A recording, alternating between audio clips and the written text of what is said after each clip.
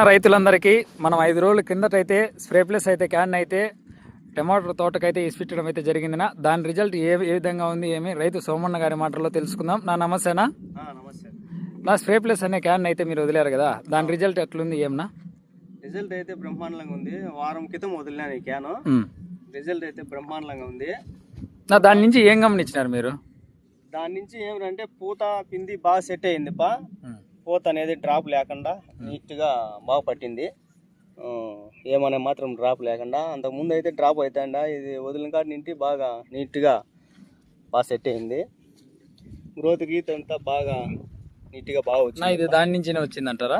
ఇది ఈ కాప్ అంతా దాని నుంచి క్యాన్ నుంచి వచ్చింది. క్యాన్ నుంచినే బాగా నీట్గా బాగా పట్టింది. పూత అనేది ఏమనే మాత్రం డ్రాప్ లేకుండా ఫ్లవరింగ్ మాత్రం అన్నీ బాగా సెట్ అయినాయి. చెట్టుకు బాగా గ్రోత్ కూడా వచ్చింది. చిగురు కూడా బాగా పెరిగింది. 10 మంది రైతులకి అయితే చెప్పుకోవచ్చా? 10 మందికి పోతే 100 మందిగా చెప్పుకొని బాగా వదులుకుంటే బాగా రిజల్ట్ కూడా ఉంది. ఇది మీరే విన్నారు కదా రైతు మాటల్లో. తోటనైతే మీరే గమనించండి. 6 రోజుల కింద అయితే వదిలించడం అయితే జరిగిందేనా, మీరే గమనించండి.